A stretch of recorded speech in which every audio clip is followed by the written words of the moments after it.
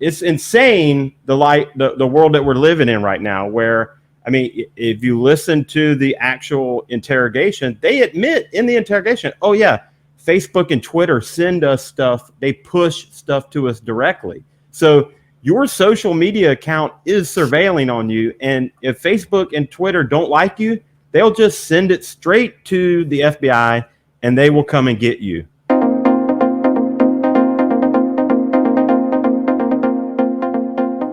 Hello, folks. This is Kathy Chamberlain, aka the Deplorable Author, reporting to you from the Deplorable Report. Today is June 23rd, 2021. And for those who have been following me for quite some time, you've noticed that I really haven't come on too much with these special reportings, because I'm now over at AmericaOutloud.com. That's where you can find me. So make sure you go over there and subscribe.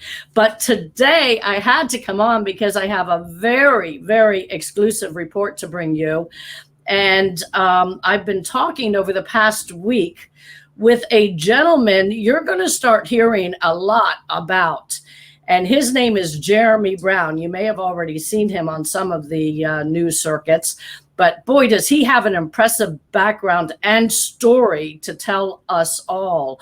Now, he has 3 years in the Ranger Regiment, 17 years as a Green Beret.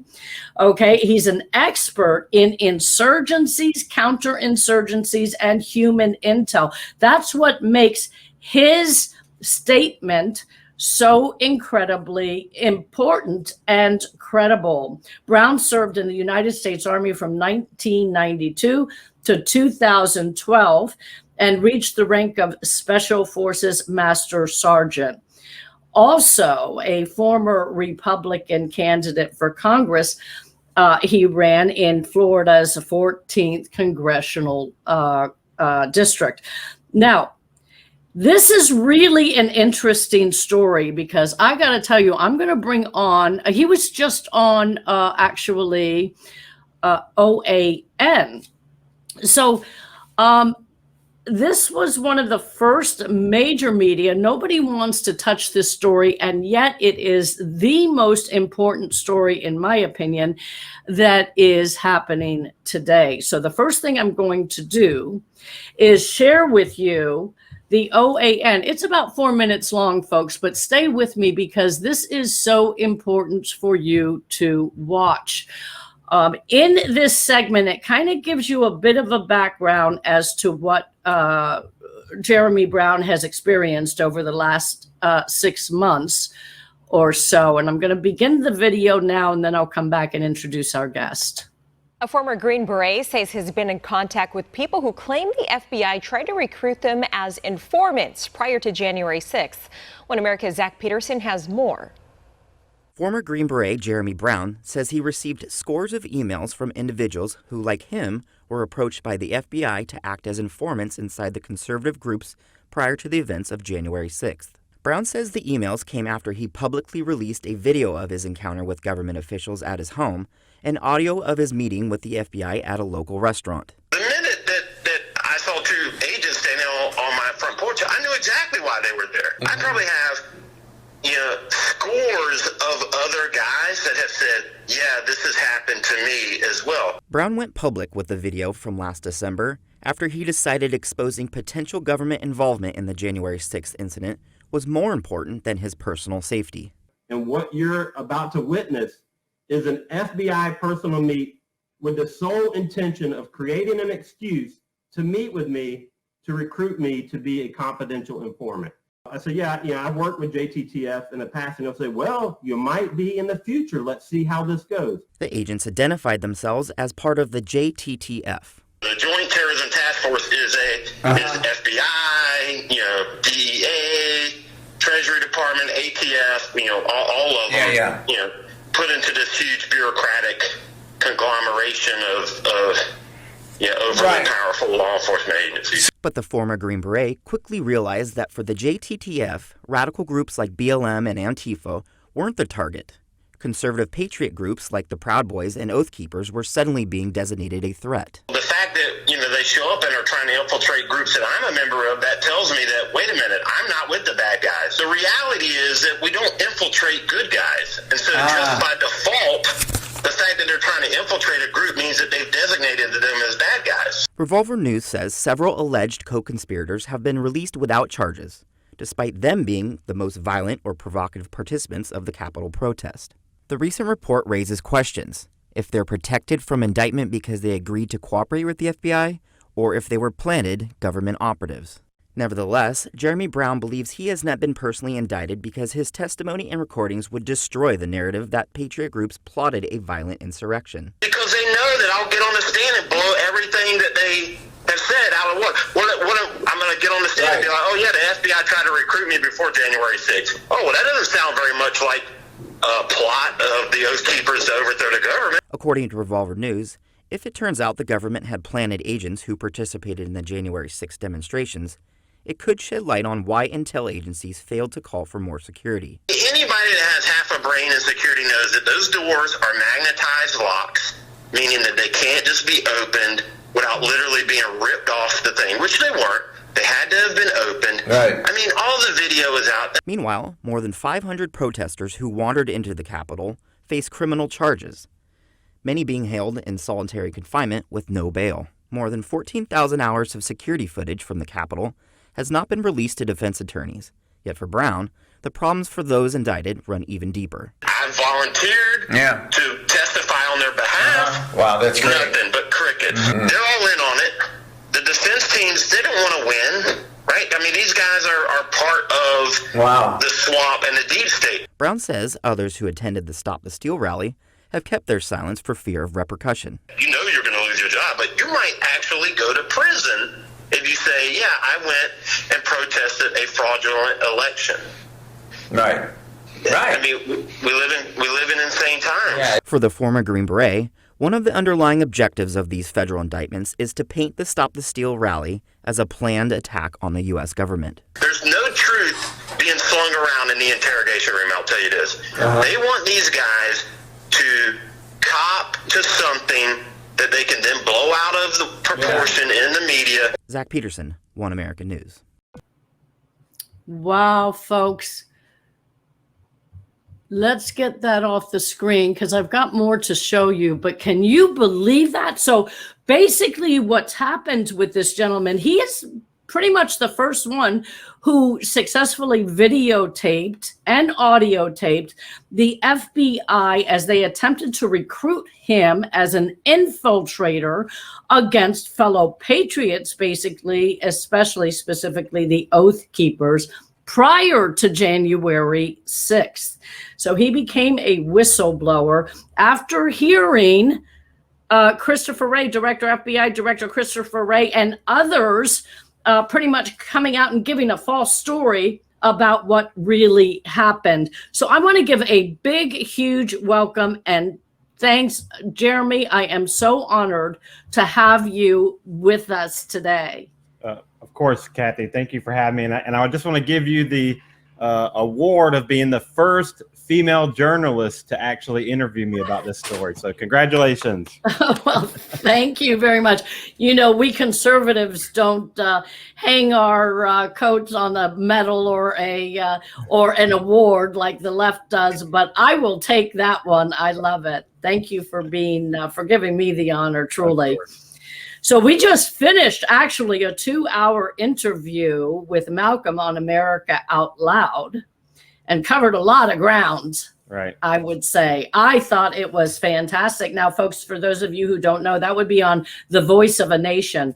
So make sure by the time you see this, that will already have been aired. But at any rate, I don't want to repeat a lot of what we talked about, Jeremy, because people can see that over there. This will also be played on America Out Loud.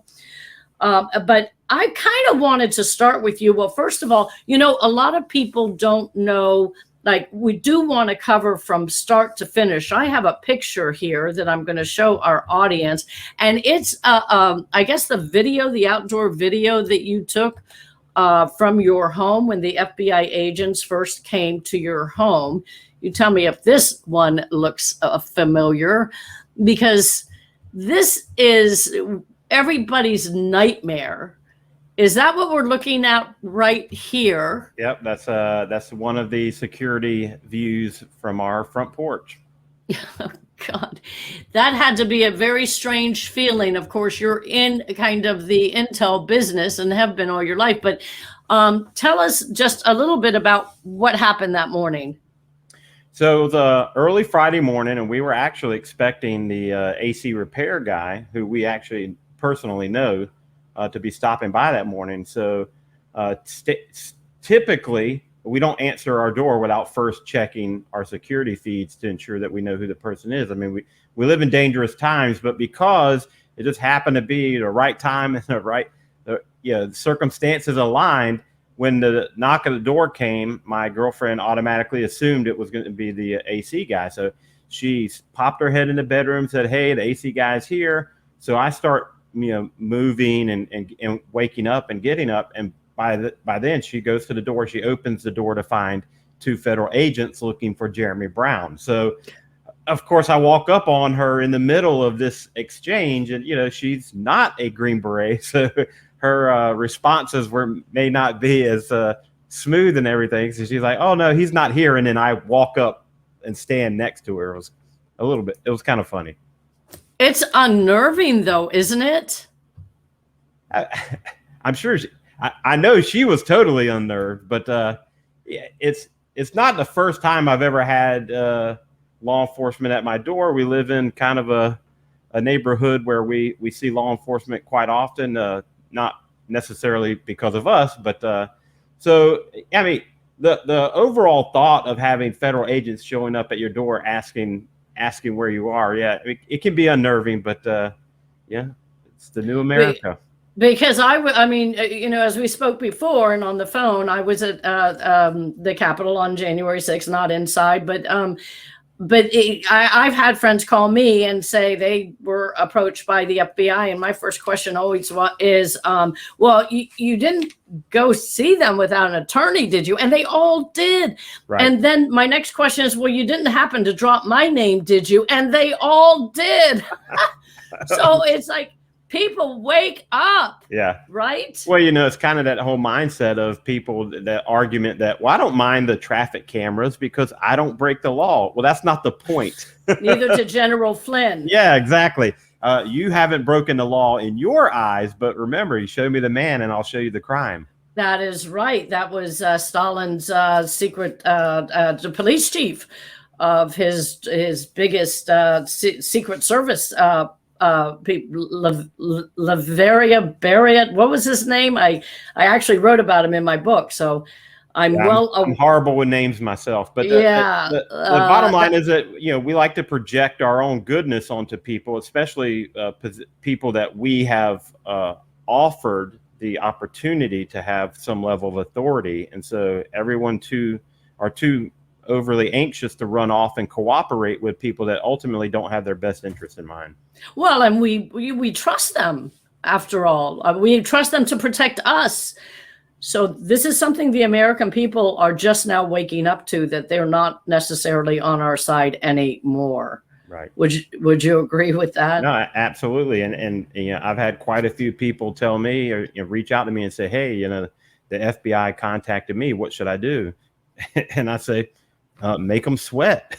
Show me a warrant or leave me alone, right? I mean, it's not so easy. Let's just take a step back and remember what happened to Roger Stone.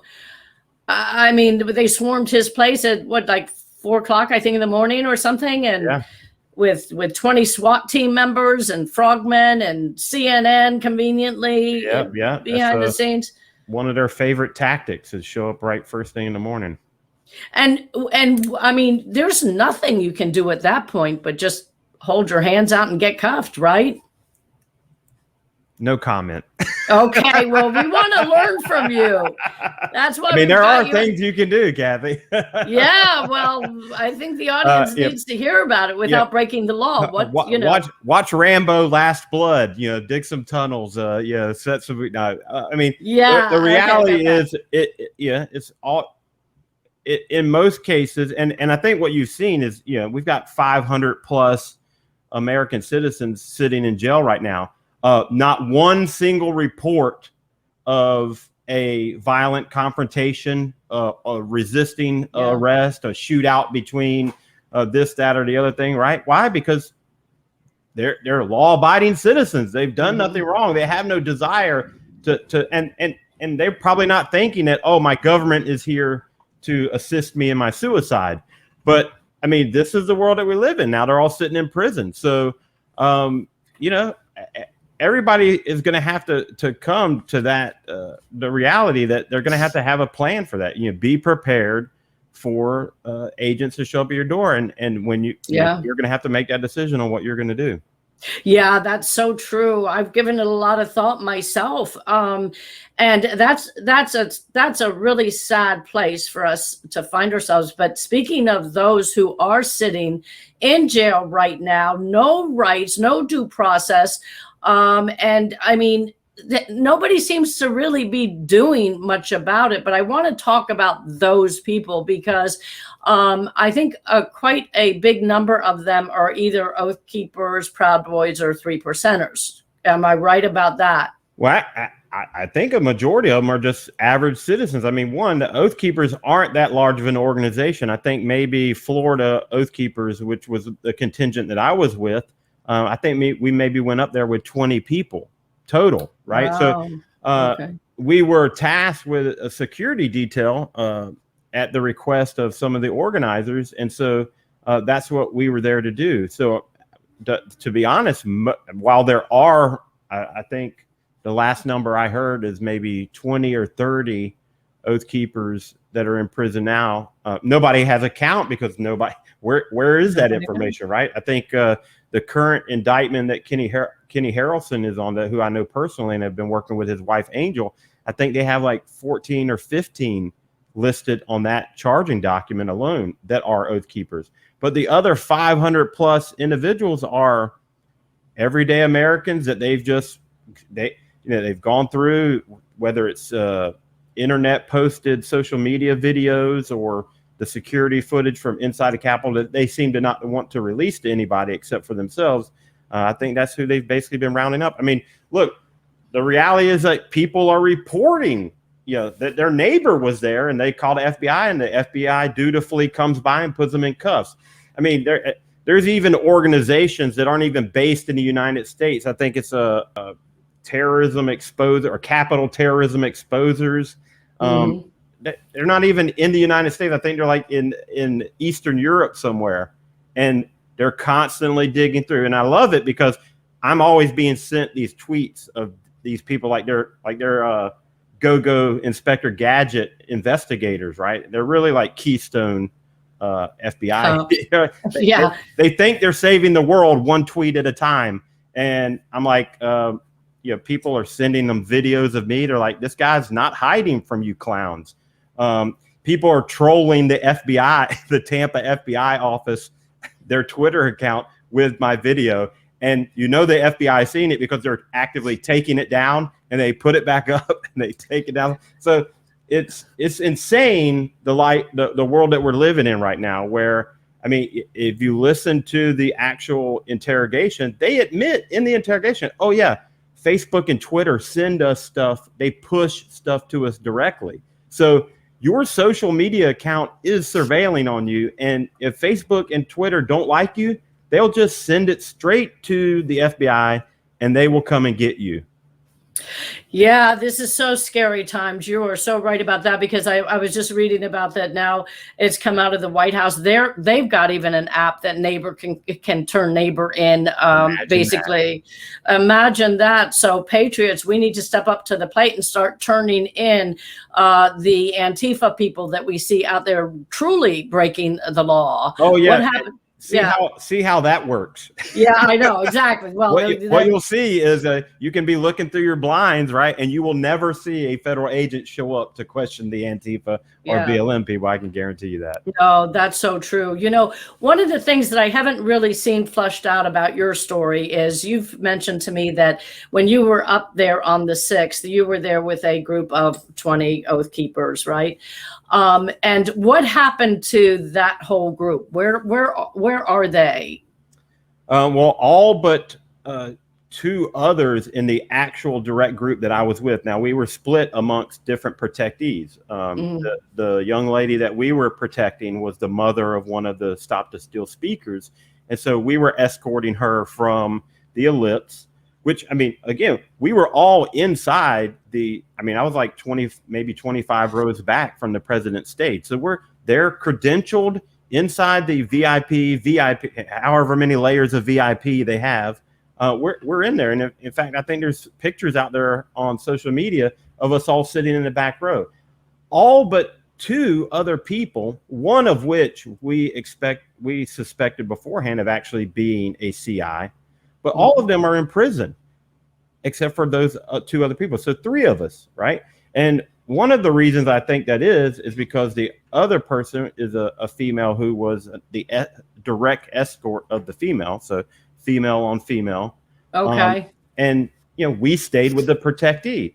And really what happened was no planned insurrection. It was no, let's get them, boys. It was a group of patriotic Americans that got caught up in the moment and said, hey, everyone else is in there. Let's get in there and see what's going on. Really from a standpoint of, if something bad happens, we'll be in there to calm things down. And I know that Kenny's wife, and they have provided video evidence that, Kenny is videoed helping law enforcement that's been knocked down, or maybe they tripped and fell or got pushed over or whatever in the hustle and bustle. So this entire narrative of the Oath Keeper stacked on the stack, look at that military, that is all, it's bullshit, right? I mean, that's exactly what it is.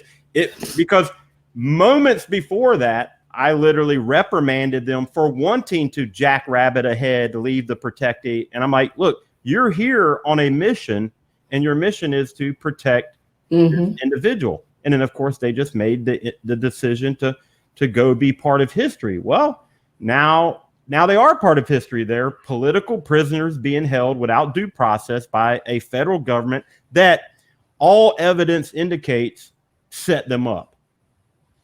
Sure does, from everything I've read and researched.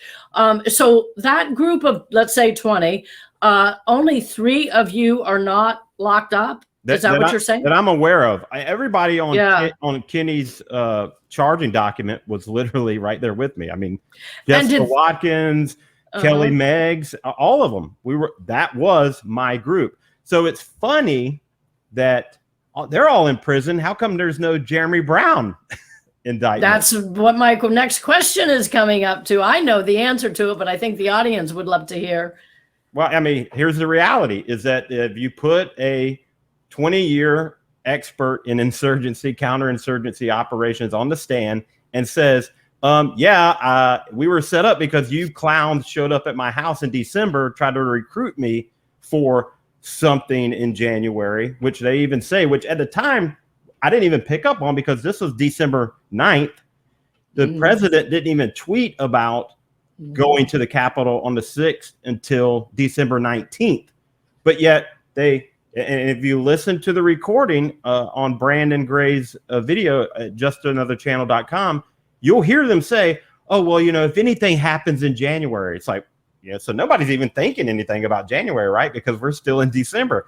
They're still battling things out in the recounts and stuff like that. So it was an odd, almost maybe a Freudian slip that they even mentioned something happening in January. So, people ask me, they say, oh, well, do you think you were being recruited for that event? And I'll honestly tell you no, because to infiltrate an organization like that for an event such as January 6th, those people were already in place. What I do believe is that for any follow-on, like I honestly believe there will be another event, because this narrative has played for 6 months to build that they're racist, they're white supremacists, they're angry white guys, blah, blah, blah.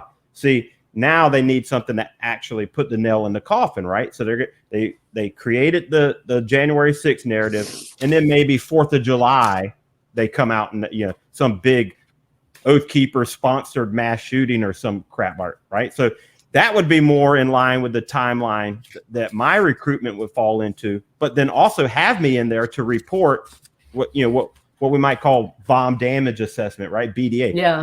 What are they saying on the inside, right? Because you always have multiple assets, but none of them know each other, right? And so, I mean, you look at the Michigan kidnapping of Whitmer. Gretchen Whitmer, right? Right. I guarantee you that the 5 agents I think that it's up to now that has been exposed that were part of That's what I've read. None of them knew that any of them were, right? So think about this. You could literally have a meeting that's all FBI informants, and they're all thinking that they're getting the other guy to do something, and they're all in on it, but they don't know each other. This is the kind of clown world stuff that goes on in the world of human intelligence. Because, I mean, I've been on real world combat operations where we know that we have assets, and the other assets will report on each other. Now, we know that they're all assets, right? And that's good because we actually will use one asset to do something to see if the other one reports it. And these types of things go on. I mean, it really is like a spy versus spy world. So to think, oh, well, he was being recruited for January 6th. No, I think I was being probably recruited to, 1, report on the effects of January 6th, and 2, be part of some other fake or false flag operation in the future. Yeah, that brings up a couple of questions that I have because, in that Whitmer case, for example, there supposedly were 14 altogether that were involved in that little operation, if we want to even call it a legitimate operation. And 5 of them, last I heard as well, were actually informants. Now, I just did an article, deep dive research that I've kind of been working on for a couple months, but it's going to be out also on America Out Loud by today, I think. And it is all about how for decades, the FBI has been using informants against the American people in these operations. So this is nothing new, folks. The only difference is that now they seem to be directed towards the new homegrown violent extremists, us, anybody who basically voted for Trump or complained about the CCP virus restrictions or anything that disagrees with the current regime that's in our White House. But before I go on talk about that, I really do want to get across to the audience because I'll share with you a quick a story, Jeremy. When I was writing my book, I did research on the Proud Boys and these organizations because I have a chapter in my book that dives into Antifa. This was like 2.5 years ago when I wrote it. And I really wanted to learn more about who these Americans are who are kind of in the front lines protecting us from the bad guys who we all know from last summer, exactly who they are. And when I did that research, I was quickly able to Google their website and all sorts of information about them that told me the truth. Well, right about when January 6th, no, listen, this is weird. Right about January 6th, when their names started resurfacing again big time or just prior to, I started doing that same kind of deep dive research because they were talking about the Proud Boys being on the wrong side and, bad guys and all this stuff and Oath Keepers. And do you know, I could not find one single source that I was able to find before. And there was a website that purportedly was theirs. It looked so legitimate. And yet all throughout it were KKK, white supremacists. I mean, it looked like they really were white supremacist bad guys. Right. Well, because that's what they needed them to be when everyone's going to be searching for them. And this is the PSYOP, the information operations, the military deception type stuff that goes on in an unconventional war. And really, we're even beyond unconventional war, and we're in unrestricted warfare, right? As written about by Chinese generals, where nothing is off the table. They'll drug you. They will manipulate your children's mind through the education system. Yeah. I mean, and I've pointed this out before. It's not new. Like, this is unconventional warfare insurgency doctrine. I mean, there's open source doctrinal templates out there on Google. You can Google the unconventional warfare pocket guide put out by the U.S. Army Special Operations Command, and they have literally a pyramid, and you can read all 22 levels of it, and you'll be reading the history of the last 50 years in America. So the demonization of threat groups, right, which is, you know, depending on who's in control, right? So now, I firmly believe that the global elitists using China as their proxy force arm have gained control of the United States government. I mean, and I told Malcolm, and I tell everybody this: the republic has fallen. All right, the judicial system is not working. None of the branches of our government are functioning the way they are. They're all tyrannical, right? They're all overstepping their bounds. I mean, you just look at the Supreme Court ruling where Comey Barrett and Kavanaugh say, "Oh yeah, Obamacare is fine." No, have you read? Hey, you're a Supreme Court justice. Maybe you should try reading the Constitution and just point to it in there where it says the government can mandate I have health insurance. First of all, find the word health insurance. It's insane. It's like using the Fourth Amendment to justify baby murder. It's insane, but they can only do it because we're ignorant, right? I mean, if everyone That's in America, exactly it. Yes. If everyone in America knew that the only form of money and currency by law in the Constitution is stated to be gold and silver, they would not have settled and go along with the Federal Reserve Act. All unconstitutional, done right out in the open, right under your nose. But they've dumbed us all down so much that we can't even read a small little pamphlet document called the U.S. Constitution. Yes. So that we could call them out on their BS. And I mean, how many federal employees do we have? Like, I think 2.1 million people on federal employment rolls. That doesn't sound like the limited federal government as laid out by the Constitution and explained through the Federalist Papers that our founders set up. It's right. Yeah. Because I mean, even I just read the other day that now Juneteenth makes 44 federal holidays, I guess, where these 2.1 million people get a day off. Oh, you can bet us a paid holiday. Which costs us, I just read this, about $1 billion for them to take off. But I want to get back to the Oath Keepers. And the reason I do is because as you know, I go around the state speaking all about Saul Alinsky tactics, because these are all Saul Alinsky tactics. It's like the art of war that the left is using against us to transform our country to socialism. And one of the things I almost always speak about are these groups like the Proud Boys, because I do know quite a few of them myself, and just have the utmost respect for them. And yet when I talk about them in even a group of conservatives, they gasp when I come to their defense and say, no, you don't understand. That's not who they are. What the government is trying to make us believe is nothing like who they are. So you want to tell us, Jeremy, the audience, who consists of who the Oath Keepers and Proud Boys, for that matter, consist of? Right. Well, with any of these organizations, right? I mean, they're being demonized intentionally, because that is part of insurgency, counterinsurgency warfare, right? The enemy, our federal government, our compromised under the control of foreign agent federal government, has to degrade the influence of these organizations. Why? Because they're their enemies, right? This is one man's terrorist is another man's freedom fighter, right?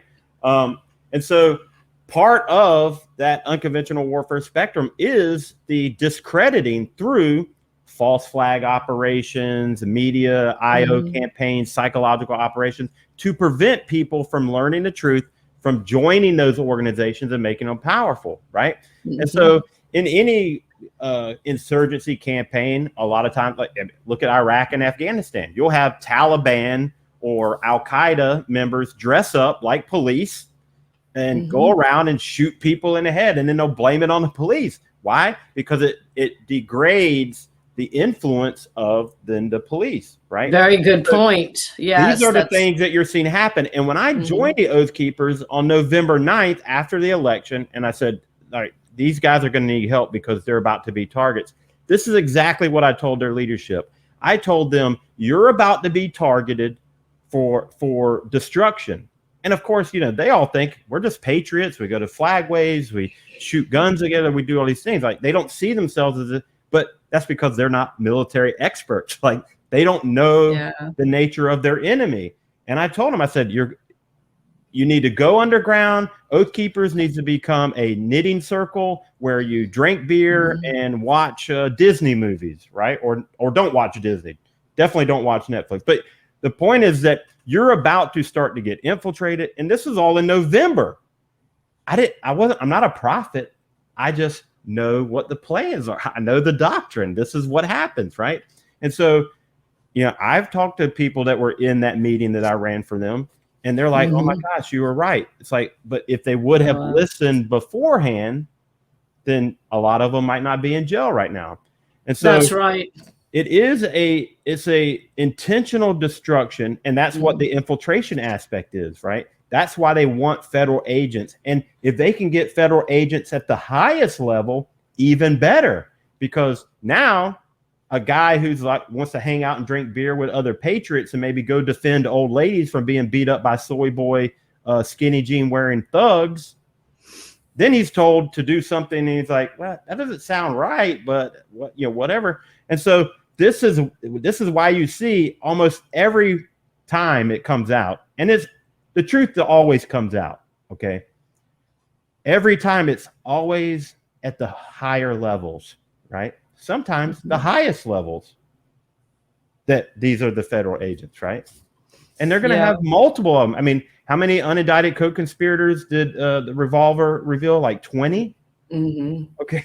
I just told you there weren't, I mean, maybe like 100 Oath Keepers total on the ground. So 20 out of 100, that's 20% of the force being federal agents. If we even had 100 on the ground. They said actually that, with the kidnapping, it was 5 out of 14. So there you go. I mean, that's like what, 30%? A third of the force is federal agents, right? Precisely. Now, here's something interesting I just heard today. Let me get your take on this. Newsmax just came out and said that Nancy Pelosi and the Democrats now are working to create a select committee to investigate the Capitol riot, which is kind of interesting. Okay, they failed at the January 6th commission, for now. But now, and apparently the Democrats will have total control over these new hearings that Nancy's pushing. Do you see anything backfiring there? No, nothing at all. I mean, against them. No, because they're going to control the narrative there, just like they did with the 9/11 commission, right? Look, select committees aren't to get to the truth; they're to cover up the truth, right? That's a good point. You call the FBI to the crime scene, not to investigate, but to clean it up. All right. And look, the Judge Napolitano segment where he says of the 17, all 17 had FBI. Malcolm mentioned the article where he was talking about hundreds, right? And I can't remember all the details, but the research was that in every instance of these FBI busts and breakups of crime, it's always federal involvement. Now, there's only two explanations. They've either got a 100% success rate or they're in on it. And so totally. Yeah, what he was referring to is actually going to be in my article as well. That was the Center on National Security you're talking about, where that 2012 study that 138 every single one of the 138 terrorist incidents recorded in the U.S. between 2001 and 2012 involved FBI informants who played leading roles. Imagine that. I mean, they're 100% successful in that endeavor, but yet government can't win a war against guys wearing flip-flops. I mean, that should tell you that it's all a sham. In fact, Afghanistan was won like 6 months into it, but we can't have the war end 6 months after it starts. There's no money in that. So, hey, let's have a 20-year celebration. And frankly, it just goes to show the corruption at all levels, right? Back even before I was exposed to all this corruption, I knew why the wars weren't over. It's because it's being fought by generals sitting in Tampa instead of generals sitting in a Willie Jeep cruising on the front lines, right? You think Patton would have drug World War II out for 20 years? That's right. No, because they said, if you want to see your wife and kids, win the war, and then you can come home, right? Unlike General Mattis, who I got called down on several times for calling him out for the fact that he wanted us to stay in Syria and go against President Trump, his commander-in-chief. But I want to talk to you about, because this is what really worries me, and I think worries a lot of Americans that I speak with. Back in 2019 and 20, during the 116th Congress, there was an HR House Resolution Bill 3106. It was called the Domestic and International Terrorism Data Act, DATA. And under its performance goals and objectives, it states really clearly that the committee, meaning them, the ones who were passing this bill, expects to see a disaggregation of domestic terrorist incidents and assessments, preliminary investigations, full investigations, indictments, prosecutions, and convictions associated with what? White supremacist extremism. And this, by the way, is despite the fact that in that same bill, they actually quote the ADL, the Anti-Defamation League, that quoted that in 2018, domestic extremists killed 50 people in the U.S., which happened to be a sharp increase from the 37 killed the year before. Now, you think about the 600 or however many are killed in Chicago every year, right? Just one city. Hey, how about this? And this is their focus. Well, how about, look, I mean, 100 times more people have reported that they've been killed by the vaccine than white supremacists. True. So maybe we should be dragging those white supremacists. I'm pretty sure all the CEOs of these pharma companies are all white supremacists. Absolutely. That's the problem we have. How about this? How about somebody show me all the mug shots of all the white supremacists in prison right now, since it's the #1 leading cause of apparently all the world's troubles. But let's take out all the FBI agents first. And what you'll find is probably a near empty folder, because we wouldn't have all this crime reform being pushed by these people claiming that our prison system is racist if all the crime was being committed by white supremacists. I mean, none of it makes sense. It's like the complete lie. Look, Eurasia and East Asia, that's who Oceania is always at war with, right? One or the other. And when it's not the other, then the other didn't exist. Like it's total thought control. It's total nonsense. I mean, they literally are telling us that girls have penises and boys have vaginas. I mean, this is how insane. Well, the more insane thing, people are believing it. How does that happen? Well, they don't need to believe it. They just need to go along with it, right? I mean, that's what you have, right? Nobody really believes that men can have babies. Nobody really believes that. I mean, look, well, you're right about that, but here's how we know. Pushed. Right. But here's how we know, because if you put two men on a deserted island and come back 100 years later, all you're going to find are two bones, two sets of bones.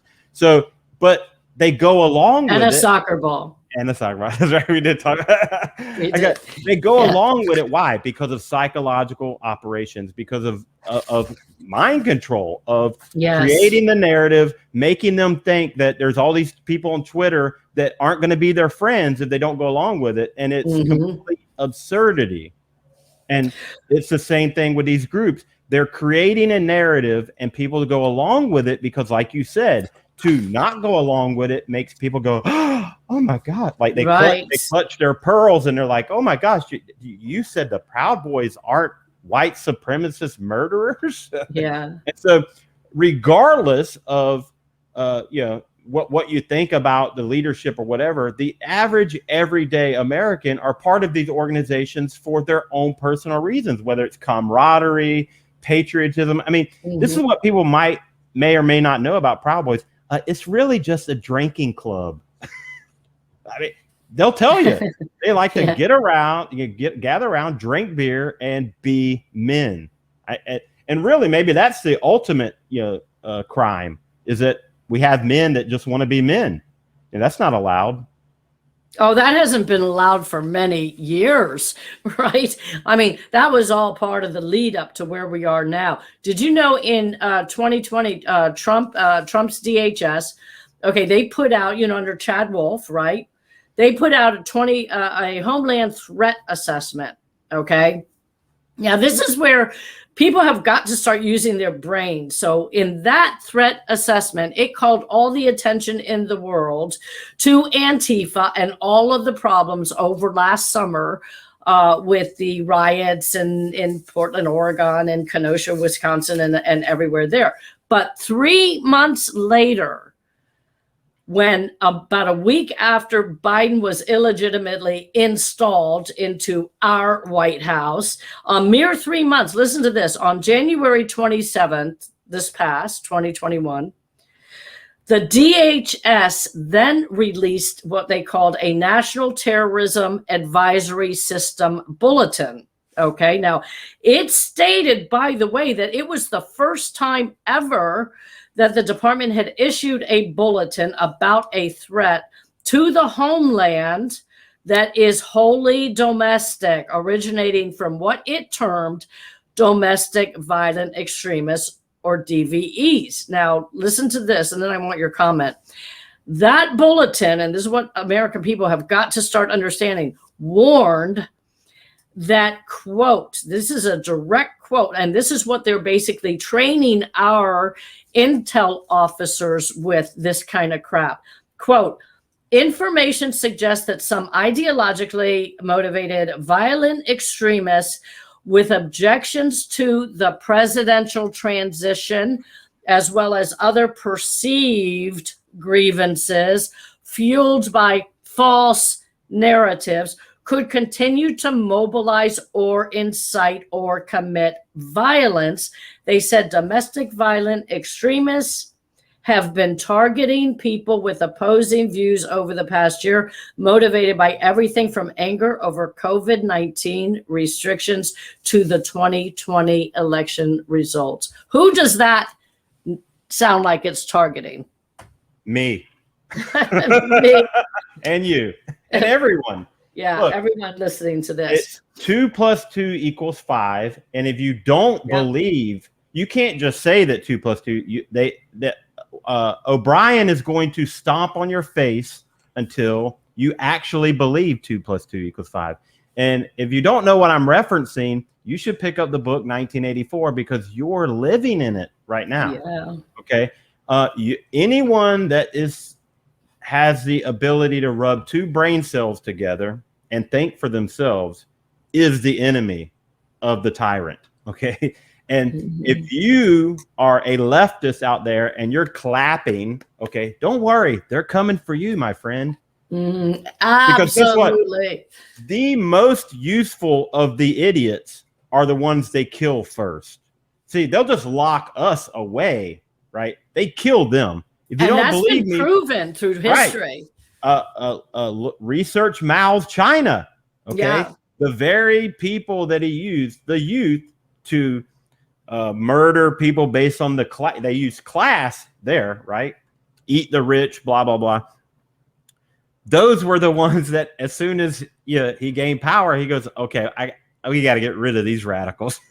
because they might come after me next. Right? Well, and one of the reasons for that I've read is that because they feel like they've been lied to the most. They're the most offended when they finally figure out that they've been the biggest patsies of all. And so they start fighting back, and that's why they're the first to go. But we're all going to end up going. And when these people who are hiding in their basements, inside their closets, these patriots, I heard you talk about one woman that, so now I understand there's some people just not in a position to be able to fight back. But for everybody who can, we cannot stay silent. Alinsky tactic number 13 is pick a target, freeze it, personalize it, and polarize it.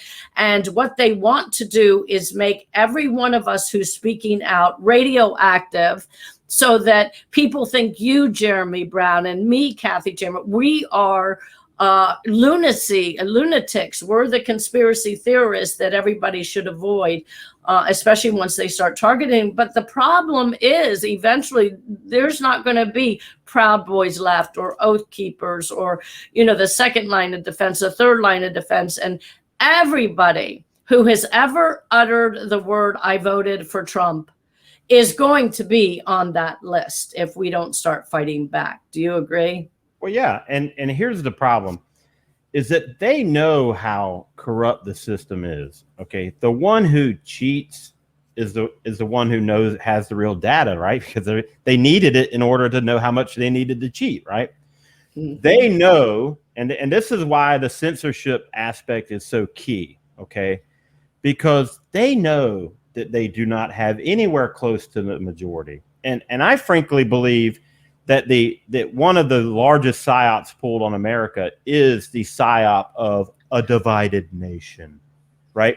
The 51-49 election lie that we see every 2 years. Oh, we just lost by 2. It's so great point. If we just get out there a little bit more. No, I would be willing to bet money. And when I say money, I mean like precious metals, gold, silver, lead, not fake fiat currency. But I would be willing to bet money that the American populace of legal citizens, right, is probably only about 25% leftist, if that. Now, what does that mean? That means that they're way outnumbered. So what do they have to do? They have to control the narrative. They have to create the lie that, oh, no, they have equal numbers as you, so just don't fight back, right? But I think January 6th showed, I mean, you know how hard it is to get people to do anything in America. Look, I live in Tampa, okay? I owned a limousine company. We drove all over the Tampa Bay area. So I always, all the time, would drive from Plant City to St. Pete Beach in a day and back and forth and back. But if you talk to somebody in South Tampa and said, oh, I'm going to Raymond James Stadium, which if you're familiar, it's not that far geographically. But to them, it's like, well, I can't go up. You would think that they need a passport, right, to go across north of Kennedy Boulevard, right? They might soon. We're talking about a culture of people that think it's a big deal to go to the next town over. In that culture, one tweet got millions of people to travel from all over the country to Washington, D.C. And you're going to tell me that we're outnumbered? No, we're not outnumbered. And those were just the people that made the trip.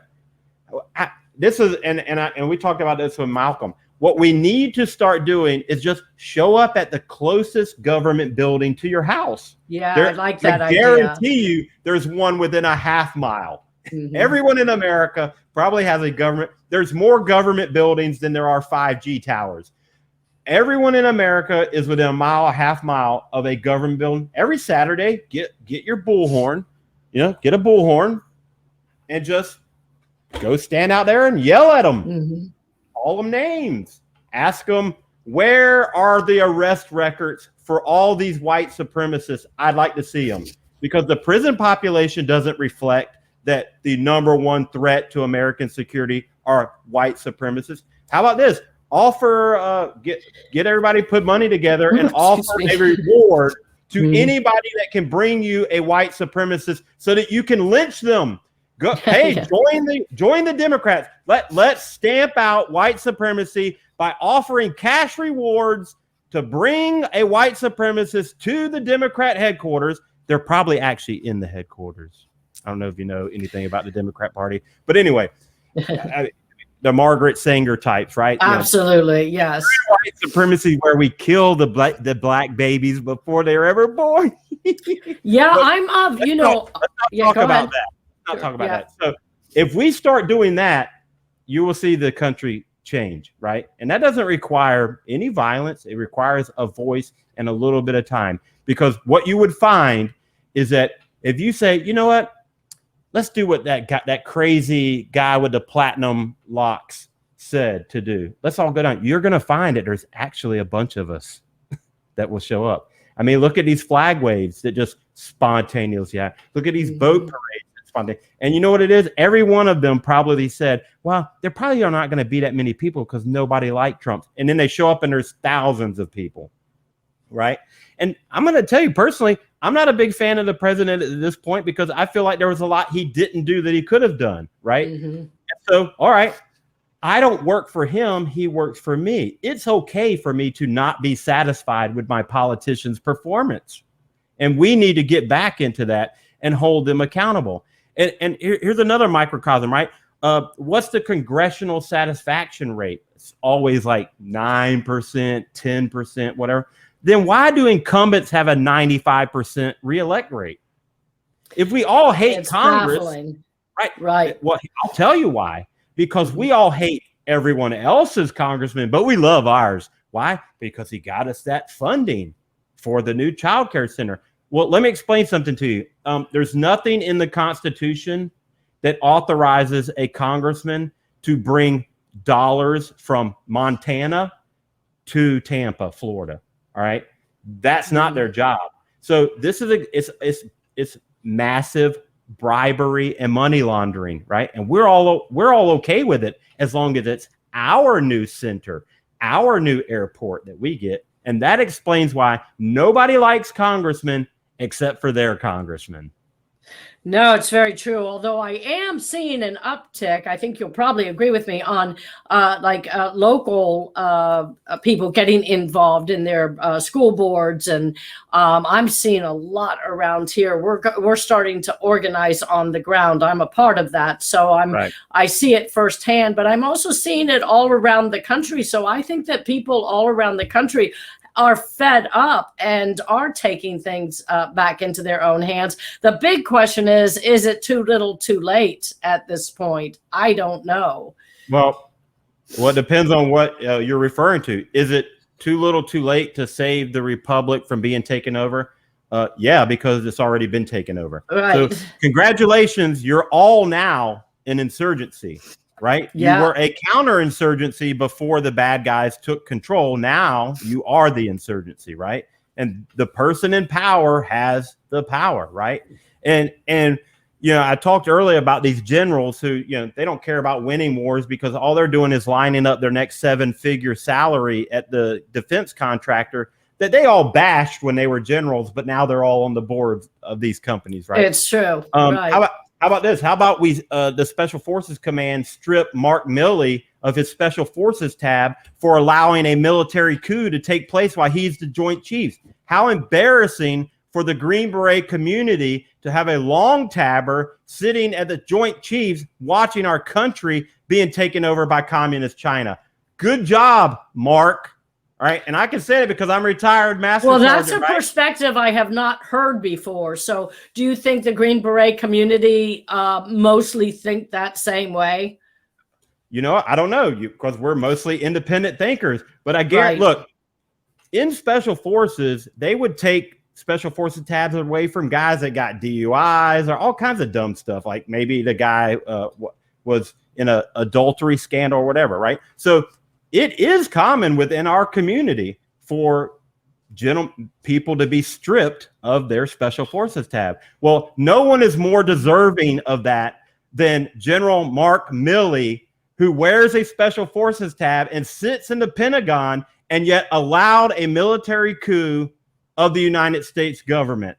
And maybe, hey, maybe all the Q people are right, and maybe he's in on the actual secret. Like, I don't know. I'm just some guy sitting in the chair.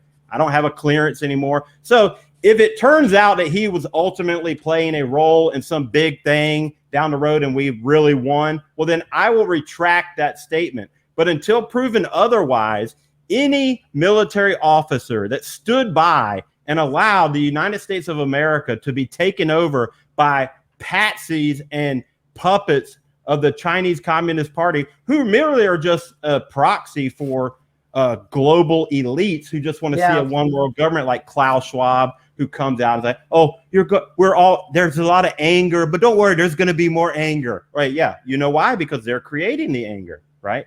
You'll own nothing, but don't worry, you'll be happy. Oh yeah.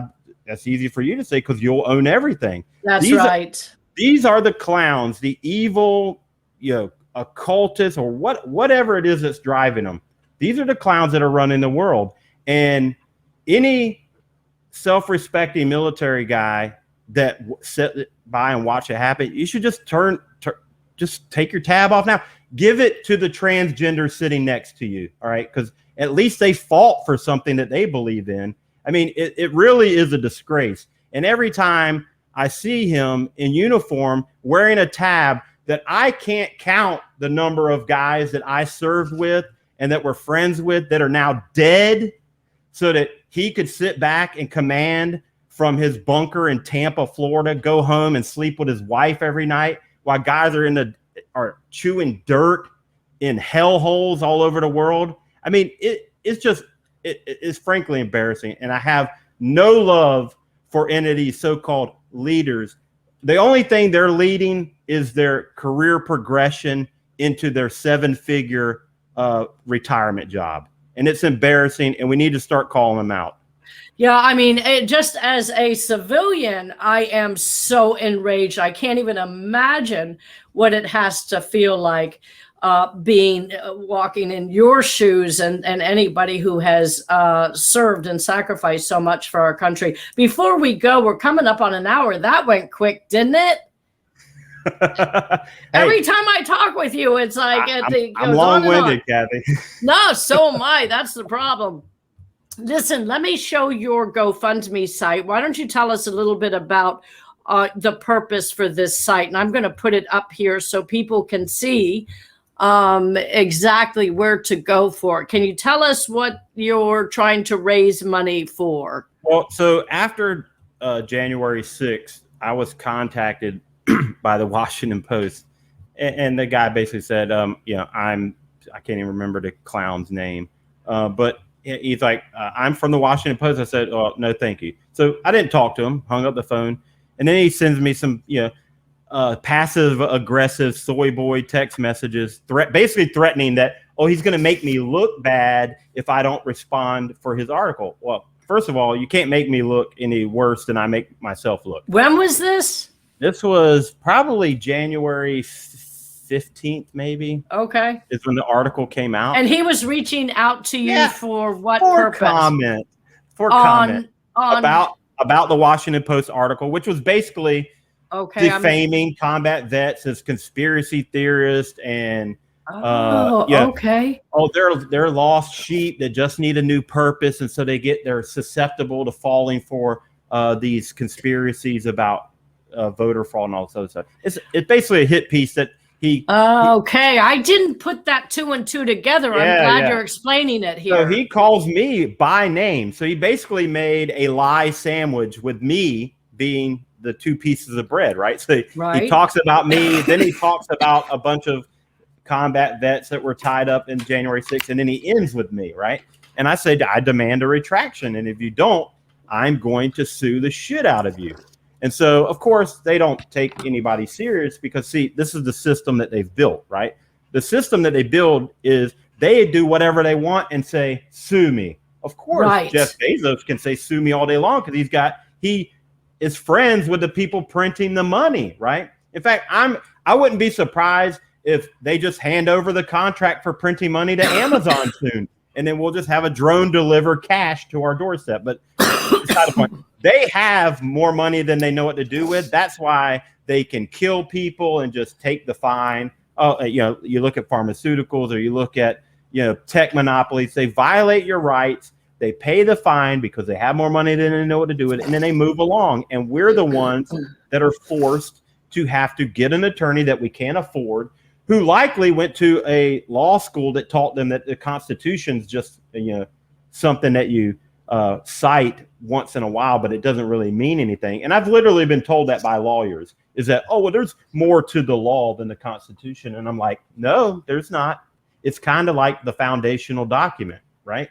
And so my intent is to sue these bastards, just like Nick Sandmann, except I don't want to settle because I don't want their money. I want their embarrassment. I want them to take the L, to take the loss.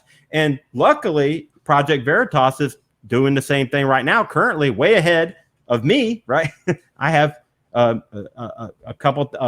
few $1,000s in hopes of luring an attorney to take the case, of which I don't have one yet. So if you want to make a name for yourself and sue Jeff Bezos for all of his money, well, then get in contact with me. But so you're trying to raise 200,000, and you've got like 7,300 up there.